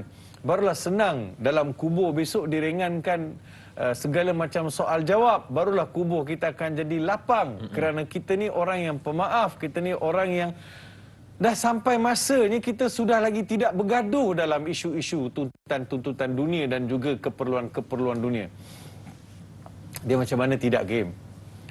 Kau pergi ziarah orang sakit. Cuba Hakim pergi ziarah orang sakit kan. Dia terlentang ke hospital. Kata, Pak Long, nak saya belikan apple tak, buah-buahan. Anak dia kata keras, tak boleh makan. Dia tarik, tekak dia, tak lalu susu. Roti canai, tak boleh nak kunyah dia tu. Semua tak boleh, kesian. Ada RM100 ni Pak Long. Letaklah bawah bantal. Itu boleh. The power of money kan. Dia dah tahu dah. Dapat RM100 dah beli apa? Betul. Dia tarik, tak boleh ambil. Roti canai pun tak lalu dah. Apple tak boleh gigit dah. Tak ada dah. Tapi bila kata duit, letak. Betul. Kan? Kita sakit ni. Mengucap. Dia tengah susah ni kan, nampak gaya macam nak pergi dah kan. Kita baca mengucap ingatlah banyak Allah, la ilaha illallah, banyak sebut la ilaha illallah. Pak Long banyak kunci lori aku mana dia. Dia cakap kunci lori ni. Dan lagi kunci lori aku mana. Dia masih lagi tak selesai, ya khisimun. Masih lagi ya khisimun. Dia kata takhasama maksudnya dia masih lagi tak boleh nak lepas. Masih ada lagi pertelingkan. Sama ada dengan orang ataupun jiwa dia masih tak tenang lagi. Sebab manusia ni Hakim, sampai ke sudah dia tak cukup. Betul. Tak cukup panjang. Bila kita nak ada perasaan cukup, sifat qanaah, rasa cukup dengan pemberian Tuhan. Susah manusia rupanya. Yalah, bila rasa kubur ni, bila Allah tanya, saudara, ini ada 2 lembah emas untuk saudara. Dia kata, Tuhan, takkan 2 je. Takkan 2 je, tak boleh 3 ke 4 ke kan. Dia minta tambah. Padahal dah kubur dah. Yang memenuhi mulut dia pada hari tersebut hanyalah tanah dalam kubur. Dan akan menjadi umpan bagi ulat cacing dalam tanah. Tapi masih lagi kurang cukup rasanya. Jadi, maksud janganlah sampai kita ada dalam keadaan wahum yakhisimun, sedangkan bila-bila masa saja kita akan bertemu dengan Allah Subhanahu Wa Taala. Semalam apa kita tengok berapa ramai 60 60 orang yang meninggal kerana COVID. Betul lagi Dan kita ada bilangan-bilangan yang sudah mencapai atas dunia 3.7 juta orang mati sebab COVID. So yang ni semua kita doakan supaya mereka semua dirahmati, ditempatkan bersama orang yang soleh. Amin. Dan juga sakit perit yang mereka lalui itu menjadi syafaat, diringankan oleh Allah Subhanahu Wa Taala dan ditambah lagi keampunan Allah melalui segala kesengsaraan yang mereka lalui, Hakim. Amin. Baiklah Ustaz, tadi Ustaz ada menyebut tentang mengejut. Kita ada soalan mengejut daripada sahabat kita, daripada Ramdeseru di Facebook. Assalamualaikum Ustaz dan Da'i Hakim. Waalaikumsalam. Ayat 50. Saya ingin bertanya, adakah Allah akan membinasakan secara mengejut pada mereka-mereka yang leka dengan hal keduniaan tanpa memberi peluang untuk membuat pesanan atau apa-apa wasiat kepada keluarga masing-masing? Apakah kesan pada orang yang hidup tanpa meninggalkan sebarang wasiat atau tidak sempat membuat wasiat? Mohon penjelasan Ustaz. Terima kasih. Terima kasih kepada Ramdeseru atas soalan. Okey. Ayat 50 kan, fala yastati'una tawsiyatan wala ila ahlihim yarji'un. Maksudnya bila datang nyawa itu dicabut mengejut ataupun kiamat itu datang mengejut. Pertama sekali dia mesti cari jalan untuk meninggal. Maksudnya ialah tiba-tiba kan nak mati. Ada rumah 5 biji, ada tanah 30 ekar, lepas tu ada aset, ada saham. Tak bagi ke orang lagi ni, tak wasiat lagi ni. Nak mati dah. Kan? Masa tu kita akan cari jalan. Sebab wasiat ni benda yang dalam syariat. Begitu juga dengan hukum hakam berkaitan dengan faraid. Jadi dia akan fikir, mesti Hakim. Sekarang kalau Hakim katakan beli rumah, kan? Hakim beli rumah, tanya Hakim, apa ni Hakim, dunia ni tak ada. Betul kan? Dah lah tu Hakim kan, kita punya rumah dalam kubur kan. Kau pergi sangat beli rumah bagai, kenapa? Tak ada Ustaz, ini untuk anak-anak Ustaz. Nampak? Kita tahu dah kita beli untuk anak-anak kita. So kena diwasiatkan lah. So kita akan fikir, kalau anak tu ada 10 orang, contohnya Kim kan? Amin Kim. Amin. 10 orang. 10 orang, rumah ada 3 biji. Macam nak bagi tu? Kita pun akan bagilah pada kalau satu rumah ni 3 orang, satu rumah 3 orang. Kita akan cuba arrangekan benda tu supaya tidak ada pertelingkahan. So itu tausiatan, wasiat kita nak tinggalkan. Kemudian ni wala ila ahlihim yarji'un. Dan tak sempat nak balik kepada ahli keluarga. Dalam semua keadaan, kita rasa tertekan, kita rasa nak ahli keluarga. Betul tak, Hakim? Katakan tiba-tiba Hakim kena pressure di tempat kerja apa kan. Kita nak family. Betul. Kan, balik Omar tanya, bang, kenapa Jong tak ada, kata Omar panggil Daling. Apa nampak macam suram, muram aja. Itulah. Kita pun nak share kan. Kita pun nak share dengan ahli keluarga. Kalau boleh dalam kesesakan kita nak balik. Kita nak balik, kita nak ahli keluarga kita ada bersama kita. Tak dapat, Kim. Dia tak dapat nak mewasiatkan, tak dapat nak transfer harta benda dia kepada anak pinak dia, dan tidak sempat juga dia kembali kepada ahli keluarga dia. Sedangkan itulah yang diharapkan ketika dia berada dalam kesengsaraan dan juga dalam keadaan susah. Itu nikmat Tuhan cabut. Tak boleh. La yarji'un wahum la yarji'un wala ila ahlihim yarji'un. Tak dapat dikembalikan. Dia tak dapat berwasiat dan dia juga tidak dapat kembali kepada ahli keluarga. Tadi tanya sangat kan? Tanya sangat, mata hadzal wa'du in kuntum sadiqin. Nah, ni masanya. Ambil kau. Nak sangat. Sekarang nak buat wasiat pun tak boleh, nak pulang pada ahli keluarga pun tak boleh. Tengah syok-syok kan. Duk baring tepi laut, tengah ambil cahaya matahari tu datang kiamat. Apa yang dapat? Nak balik pada ahli keluarga tak sempat, nak wasiat pun tak sempat. No. Chance have been given to you. Allah. Segala peluang itu telah pernah diberi kepada kamu, tapi kamu tidak manfaatkan. Kamu butakan mata hati kamu, kamu butakan telinga kamu, kamu butakan seluruh panca indera Tuhan bagi, dan kamu bersikap keras hati dengan ajakan dan seruan dakwah. Kan, kita buat program dakwah, kita buat program tadabbur, kita buat program Al-Quran dengan harapan supaya hati-hati itu dapat dilunakkan, dapat dijinakkan. Dan juga dapat sama-sama kita mengharungi kehidupan yang lebih bahagia. Sebab kebahagiaan itu ada dalam Al-Quran. Betul. Kita kadang ada masalah, kita cari orang tu pakai ni supaya kita diberi motivasi, dipulihkan Kata-kata balik kita punya semangat. Ni Quran ada 30 juzuk. Macam-macam motivasi Tuhan sebut dalam ni. Kembalilah kepada dia. Insya-Allah kita akan lebih termotivasi. Inilah immune system untuk protect kita punya kehidupan dunia dan akhirat. Baik Ustaz, mana kata Ustaz, jangan tunggu tiupan sangka kala pertama ni untuk bertaubat, teruskan bertaubat sekarang Ustaz. Jangan tunggu, tak apalah, tunggulah tiupan sangka kala pertama. Sebab tak dan Ustaz. Memang tak dan kita nak wasiat dan bertaubat kepada Allah Subhanahu Wa Taala. Oleh itu, di kesempatan masa yang ada ini, lagi-lagi PKP ini gunakan masa yang kita ada. Yang pertama untuk tingkatkan kualiti dan kuantiti ibadah kita kepada Allah Subhanahu Wa Taala, dan juga yang kedua, eratkan hubungan di antara kita dengan anak beranak kita. Macam saya ni Ustaz kata bakal 10 orang. 10 orang lah Ustaz. Kan? Kak Long, Kak Cik semua ni. Sekarang baru satu Ustaz. Amin. Ustaz berapa orang Ustaz? 6. Okey, saya insyaAllah akan potong Ustaz lah. Okey. Jadi, gunakan PKP ni untuk eratkan hubungan dengan ahli keluarga. Ada orang kata, Ustaz, jauh lah mak ayah, dekat Kedah, saya dekat Selangor. Call. Sebab Ustaz, saya punya isteri buat kelas online. Yang join tu makcik-makcik umur 70. Masya Allah. Bila PKP ni hikmah, dia pandai guna messenger, pandai guna video call. Makcik dah 70 nak, tapi sebab nak belajar ni, gigihlah belajar online dia kata. Jadi Alhamdulillah, itu hikmahnya. Jadi gunakan PKP untuk eratkan hubungan di antara kita dengan adik-beradik, sahabat handai. Mudah-mudahan Allah pupukkan kasih sayang di antara kita semua, dan yang paling penting, kita masuk ke syurga Allah Subhanahu Wa Taala bersama-sama. Baiklah, kepada keluarga besar Tanah Ustaz, Tanyalah Ustaz di TV3 akan berakhir di sini, tetapi teruskan bersama dengan kami untuk siaran tambahan 30 minit di TV9. Tanyalah Ustaz, biar tahu, jangan keliru.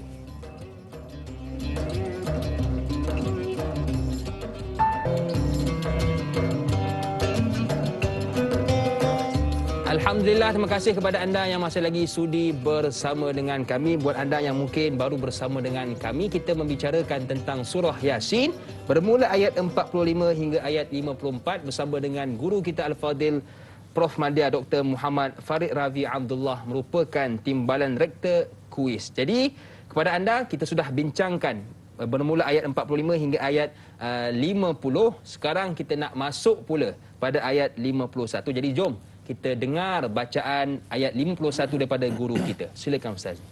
أعوذ بالله من الشيطان الرجيم ونفخ في الصور فإذا هم من الأجداث إلى ربهم ينسلون صدق الله العظيم. Yang bermaksud, lalu ditiuplah sangkakala. Ya, lalu ditiuplah sangkakala, maka seketika itu mereka keluar daripada kuburnya dalam keadaan hidup menuju kepada Tuhannya.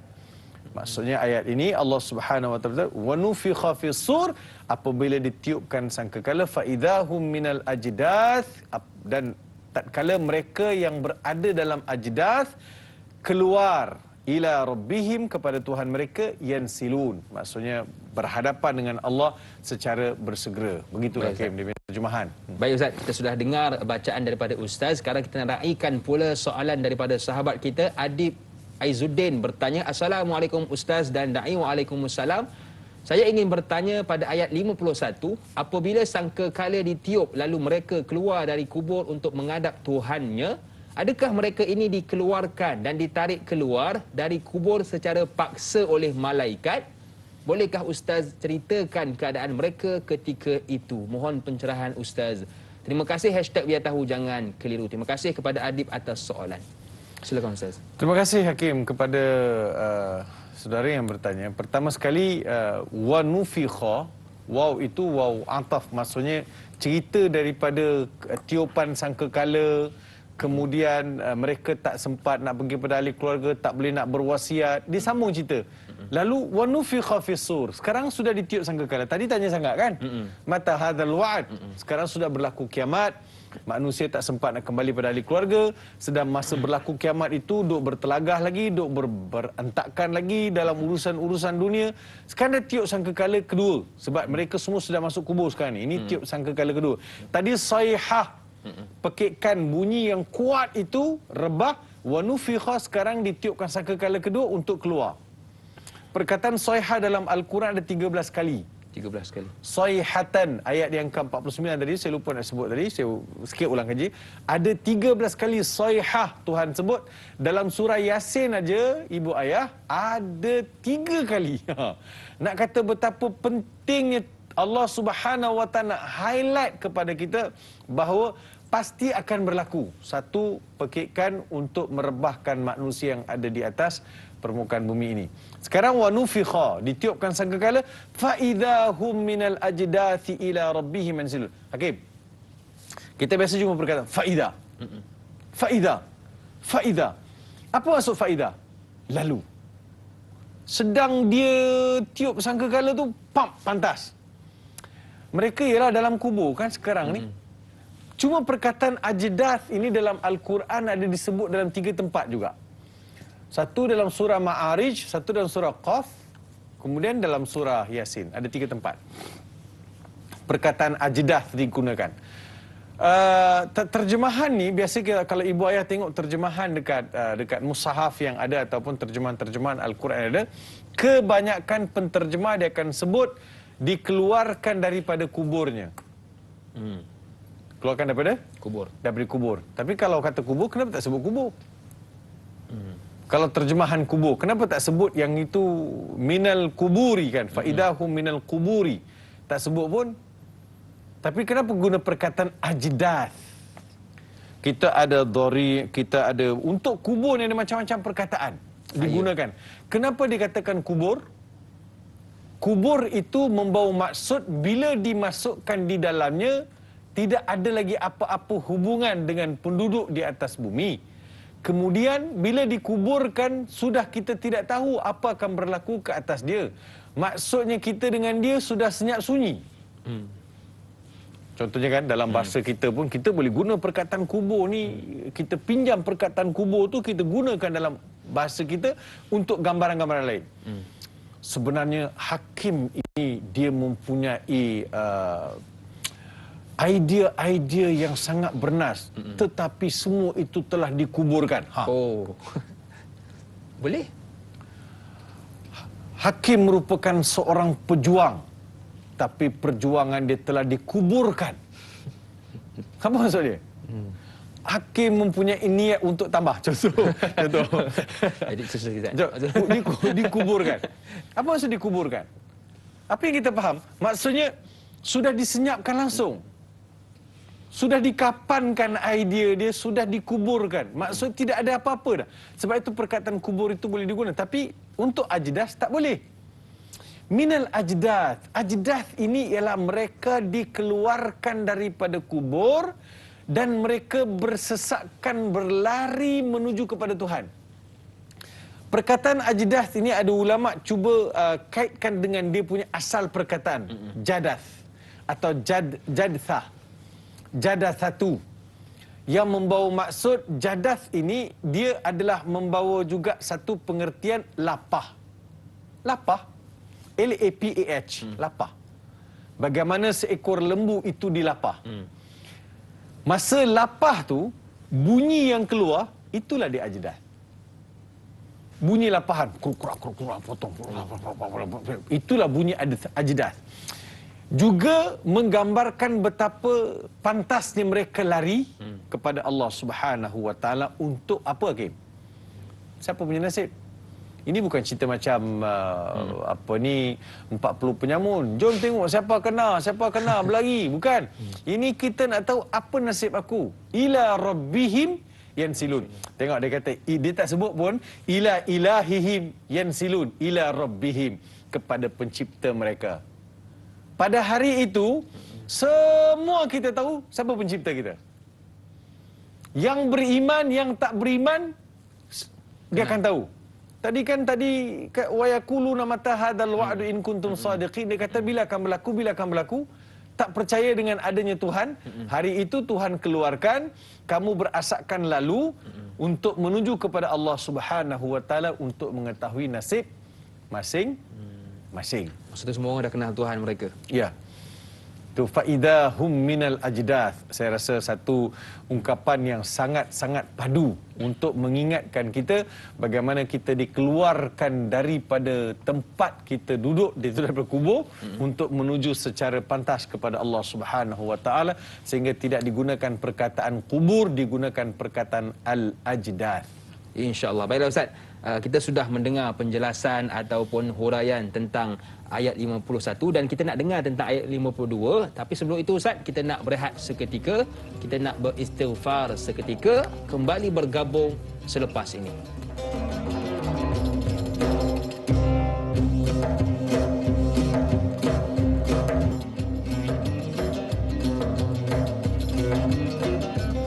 Alhamdulillah, terima kasih kepada anda yang masih lagi sudi bersama dengan kami Pejam Celik. Kita sudah pun berada di penghujung rancangan. Mudah-mudahan apa yang telah Ustaz kongsikan berkenaan ayat surah Yasin pada pagi ini dapat kita amalkan dan kita sebarkan. Baiklah, kita nak teruskan pada ayat 52. Jadi sebelum itu kita nak dengar dulu seperti biasa bacaan daripada Ustaz. Silakan. A'udzu billahi minasyaitonir rajim. قالوا يا ويلنا من بعثنا من مرقدنا هذا ما وعد الرحمن وصدق المرسلون صدق الله العظيم.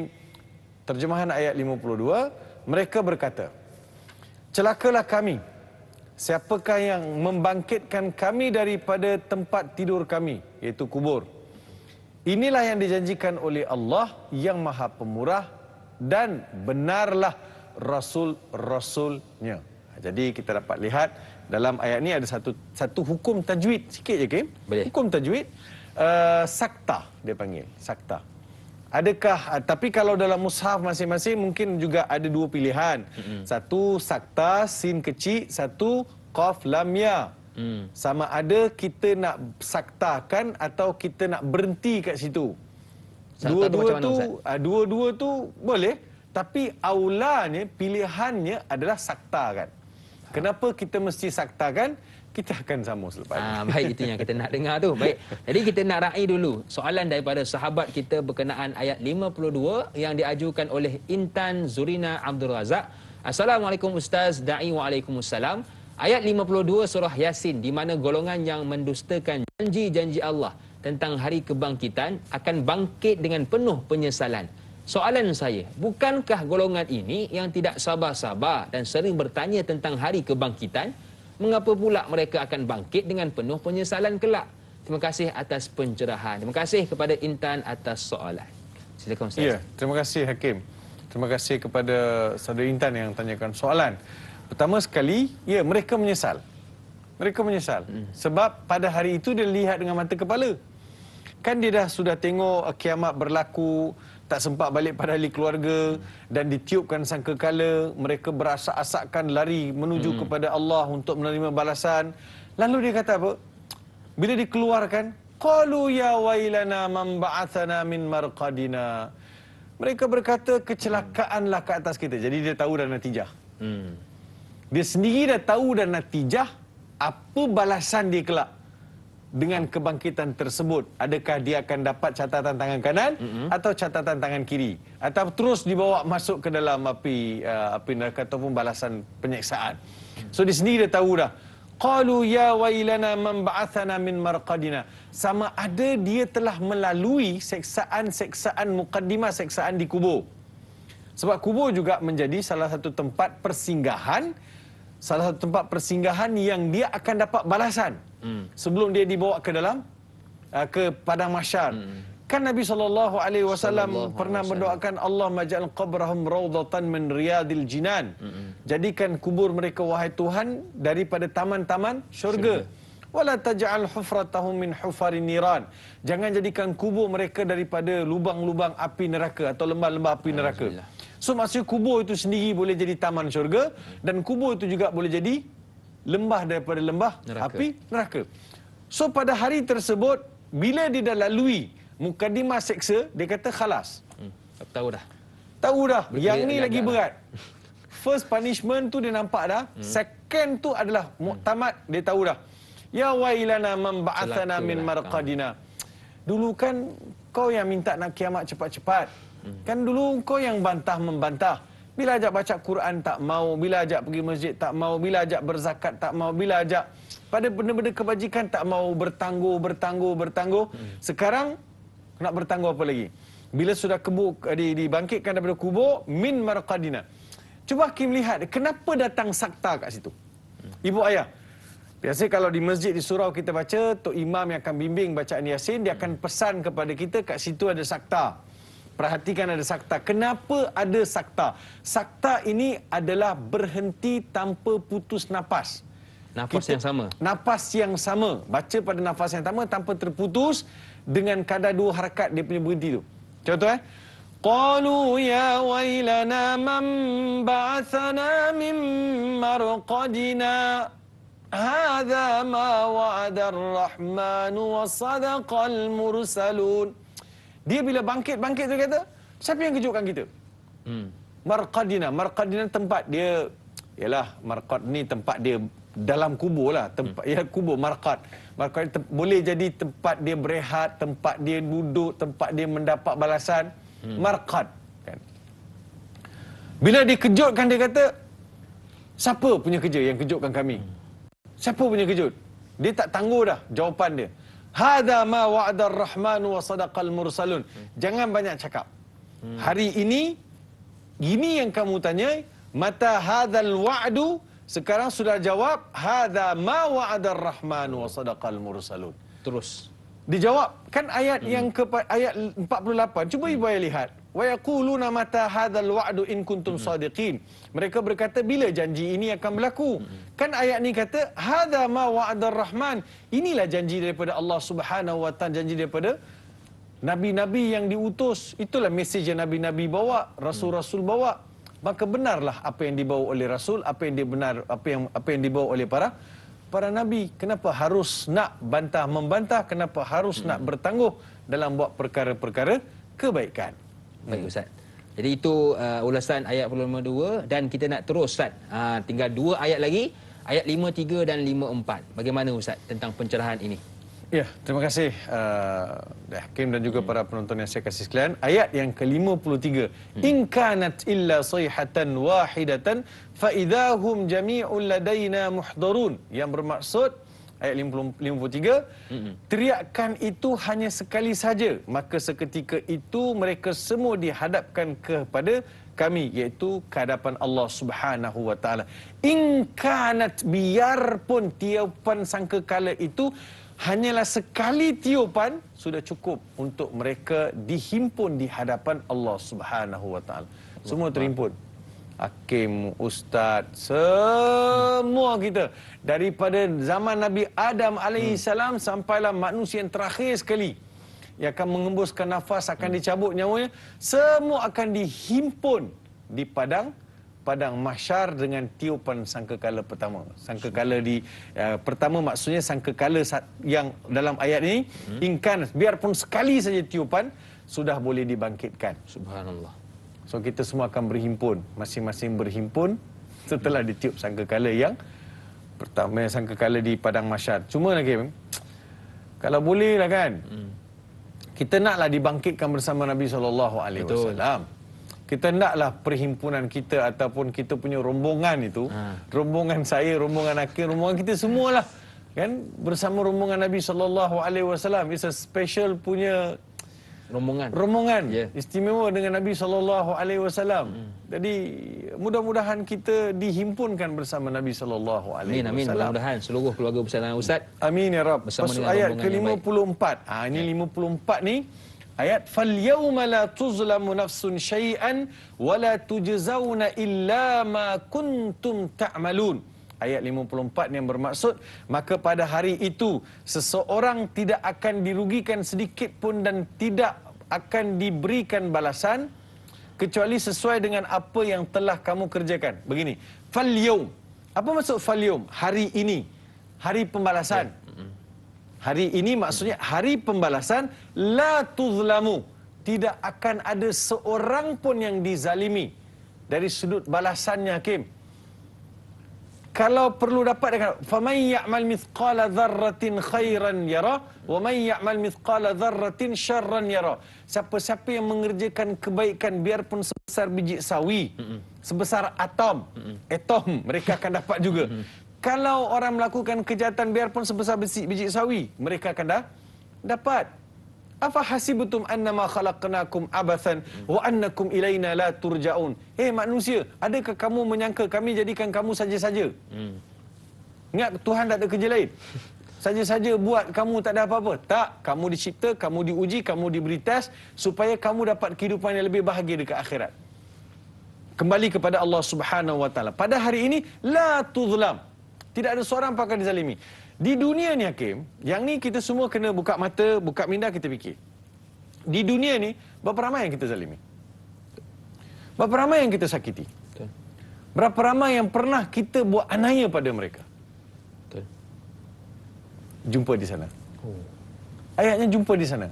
Mungkin orang tu orang lemah. Dia tak mampu untuk menuntut hak dia. Tak mampu nak balas balik. Balas balik. Dia orang lemah. Dia orang biasa-biasa. Jadi dia buat apa? Tak apa. Tuhan ada kan? Balasan ada kan? Jumpa di sanalah. Pada hari itu Tuhan tidak akan zalimi siapa-siapa pun. Hak masing-masing akan dikembalikan. Maksudnya, sebab itu adanya hari kiamat. Sebab itu adanya hari pembalasan. Sebab berapa ramai di antara manusia yang melakukan kezaliman, melakukan penganiayaan, melakukan tipu daya dan juga pendustaan, dan juga pelbagai kejahatan, tanpa mereka mendapat apa-apa balasan. Betul kan? Betul. Dia berkeliaran, relax aja macam tak ada apa-apa. Tapi di hari tersebut, tak ada seorang pun Tuhan akan zalimi. Allah. Semua akan dapat habuan masing-masing. Sebab itu kita semua kena takut. Biarpun kita terlepas di dunia ini, ingat ada lagi di akhirat. Hakim, senang aja Hakim. Ibu ayah senang aja. Kalau saya berdosa dengan Tuhan, itu saya dengan Tuhan. Saya boleh angkat tangan, saya boleh menitis air mata, saya boleh bersujud. Saya boleh insaf betul-betul. Tuhan boleh beri pengampunan. Tuhan Maha Pengampun. Maha Pengampun. Berapa ramai, banyak mana sejarah yang telah kita baca bahawa berapa ramai yang telah bertaubat di penghujung hayat mereka, Tuhan terima. Tapi dosa dengan manusia ni, kita tak boleh tebus senang-senang macam tu. Betul. Macam mana saya nak cari orang yang saya aniaya dekat padang mahsyar?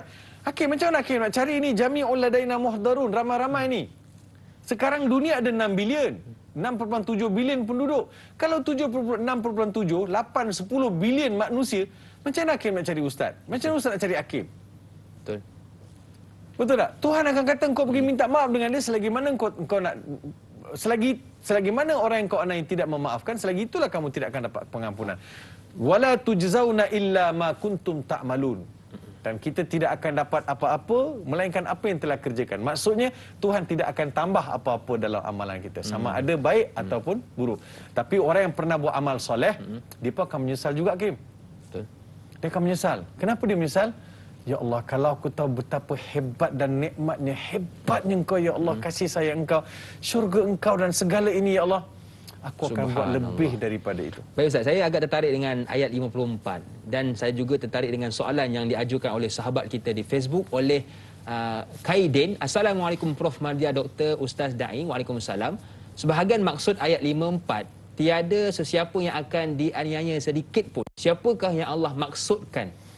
Mohon pencerahan. Biar tahu, jangan keliru. Siapa Ustaz dalam ayat 54 ni? Dua-dua pihak.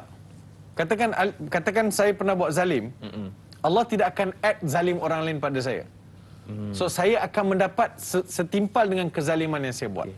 Hakim buat benda baik, Hakim akan dapat balasan terhadap kebaikan Hakim buat. So saya yang buat zalim pun, saya tidak akan ditambahkan kezaliman. Tuhan tu maha adil. Itu yang maksudnya tidak dizalimi. Yang buat jahat, dia pun akan lihat keadilan Tuhan. Yang buat baik akan lihat keadilan Tuhan. Jadi masing-masing dua pihak akan melihat betapa adilnya Allah Subhanahu Wa Taala dalam memberi pembalasan kepada manusia. Okey, baik Ustaz, kita pun sudah berada di penghujung rancangan. Mungkin Ustaz ada kesimpulan untuk perbincangan kita tentang surah Yasin ayat 45 hingga 54 ini, Ustaz. Silakan. Terima kasih Da'i Hakim dan juga kepada para penonton yang saya kasih sekalian. Alhamdulillah, panjang lebar kita bincang hari ini hampir Ustaz. Dengan memulakan bacaan surah Yasin. Kita cuba perhalusi satu persatu, walaupun ada tempat-tempat yang tak sempat kita nak lebih detail. Kita harap beginilah, apa yang kita baca daripada ayat 50 daripada 45 sampai 54 lebih kepada memperingatkan kita bahawa adanya hari pembalasan. Hari pembalasan. Yang keduanya, jangan bersifat bakhil dengan pemberian Tuhan. Yang ketiga, bahawa Allah Subhanahu Wa Taala adalah Tuhan yang tidak akan menzalimi siapa-siapa pun di atas permukaan bumi ini maupun dekat akhirat.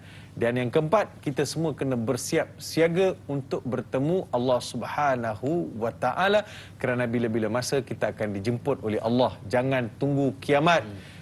Nak mati ni tak tunggu kiamat. Betul. Nah, kiamat ni adalah the big picture.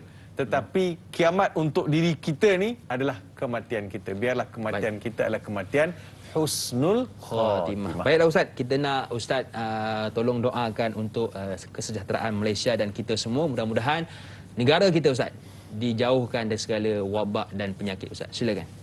Bismillahirrahmanirrahim. Alhamdulillahi rabbil alamin, wassalatu wassalamu ala asyrafil anbiya'i wal mursalin sayyidina Muhammad wa ala alihi wa sahbihi ajma'in. Amin. Allahumma salli ala sayyidina Muhammad wa ala ali sayyidina Muhammad. Ya Allah, ya Tuhan kami, di penghujung rancangan kami pada hari ini, selepas kami mentadabbur surah Yasin, kami menadah kedua tangan kami ke hadrat-Mu, ya Allah. Dengan penuh rendah diri dan rasa hinanya diri kami ini, ya Allah, kami menadah kedua tangan ini ke hadrat-Mu dengan mohon limpah kurnia dan belas ihsan daripada-Mu, ya Allah. Ya Allah, Kau pandanglah kami rakyat Malaysia, ya Allah, dengan pandangan kasih sayang. Ya Allah, Kau angkatlah segera COVID-19 daripada Amin. Malaysia ini, ya Allah. Ya Allah, Kau berilah kesembuhan kepada sanak saudara kami, sahabat andai kami yang sedang terlantar kesakitan kerana COVID di hospital, ya Allah. Amin. Ya Allah, ya Tuhan, kami juga mohon syafaat kepada mereka yang telah kembali kerana penyakit COVID ini, ya Allah. Berilah kekuatan kepada frontliner, kepada para pegawai-pegawai perubatan, Amin. Kepada pegawai-pegawai pembantu-pembantu pegawai perubatan. Begitu juga dengan anggota polis, askar yang bertugas siang, petang, pagi, malam dengan menjaga keselamatan negara ini, ya Allah. Amin. Ya Rahman, ya Rahim, ya Mujib as-Sa'ilin, mudah-mudahan kami di rumah dapat mendekatkan diri kepada-Mu, ya Allah, membaca Al-Quran sebanyak mungkin, mengamalkan amal-amal saleh di rumah. Mudah-mudahan jatuhnya pandangan kasih sayang-Mu, ya Allah, supaya kami dapat diselamatkan di dunia dan akhirat. Lebih-lebih lagi dalam suasana kami berdepan dengan COVID-19. Rabbana atina fid dunya hasanah wa fil akhirati hasanatan wa qina adzabannar. Wa sallallahu ala sayyidina Muhammad wa ala alihi wa sahbihi baraka wa sallam. Subhana rabbika rabbil izzati amma yasifun wa salamun alal mursalin walhamdulillahi rabbil alamin. Amin, amin, amin ya rabbal alamin. Terima kasih kepada guru kita yang sudi berkongsi ilmu dengan kita semua pada pagi ini, dan kepada anda teruskan menonton channel Ustaz pada esok pagi. InsyaAllah senyum nampak gigi, ada rezeki, jumpa lagi. Assalamualaikum warahmatullahi wabarakatuh. Salam.